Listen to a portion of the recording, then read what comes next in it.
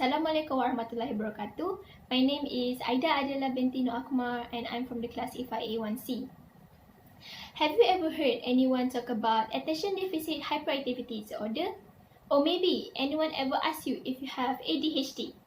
Maybe you even wonder yourself. For those who never heard about ADHD must be questioning, what exactly is the ADHD? So, this video will explain to you how a psychiatrist describes a brain with a person with ADHD. Imagine a Ferrari, but with the brakes of a bicycle. That's how psychiatrist Edward Halloway describes the brain of a person with ADHD, or Attention Deficit Hyperactivity Disorder. Most people experience symptoms like fidgeting, forgetfulness, or losing focus every once in a while. But for people with ADHD, these symptoms are constantly present.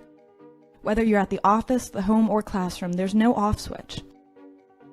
That's because people with ADHD experience the world differently. So, based on the Malaysian Health Technology Assessment section, the statistics shows that a boy is 3 to 4 times more likely to be diagnosed with ADHD than girls.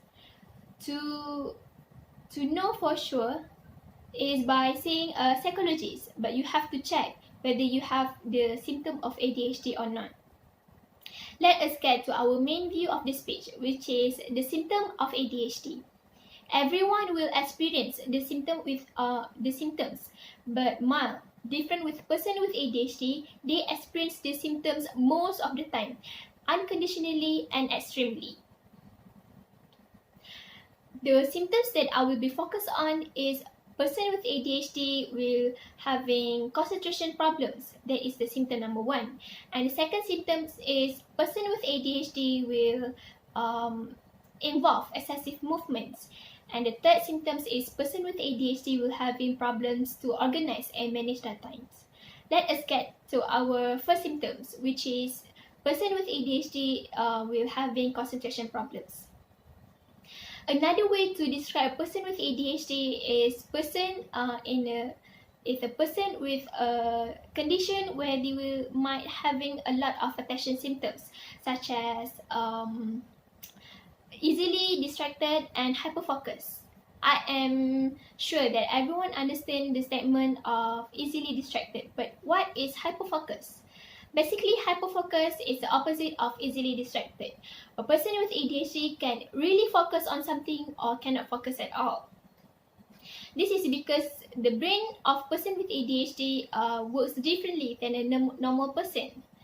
The hyperfocus symptoms is a symptom that is rarely and lesser known. Move forward to the second symptoms, which is person with ADHD involve excessive movement. They will move around frequently and they cannot sit still, such as they will run and climb in a situation that is inappropriate. This sign is the obvious signs to show the difference between the person with ADHD and a normal person because normal person will not act inappropriate and they will well behave in public. The other example is the person with ADHD will having difficulty in waiting for his or her turn. This is because they will feel uncomfortable when they need to stay in the same condition for a long time. Move forward to the third symptom, which is person with ADHD will having problems to organize and manage their times. They do not love schedules. They cannot stick to tasks that are time consuming and they have to change their activity constantly. They do not do things that they don't want to do, such as they don't have sleeping schedules like a normal person. This will lead to sleeping problems because they do not sleep on the right time. For other example is person with ADHD can prioritizing tasks. If someone forced them to do something that they don't want to do, they can easily get anxiety disorder. I am sure that my explanation have given a clear image of how a person with ADHD behave in their lifetime. Okay, once again, I'm going to repeat my main points, which is first, person with ADHD will having concentration problems. Second, person with ADHD will involve excessive movement. Third, person with ADHD will having problems to organize and manage their time. To conclude my speech is, many people been spreading awareness about this attention deficit hyperactivity disorder not only in Malaysia but globally. In fact, citizens have been very helpful to make sure that these ADHD people can adapt living with other people and living normally with others.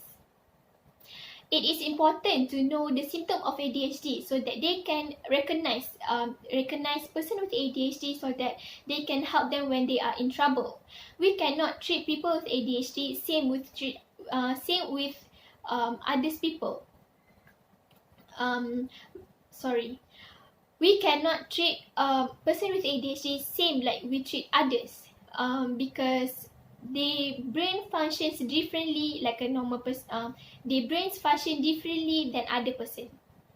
I hope they will have no biasness towards people with disability so that we can live peaceful and harmony in this world. Thank you.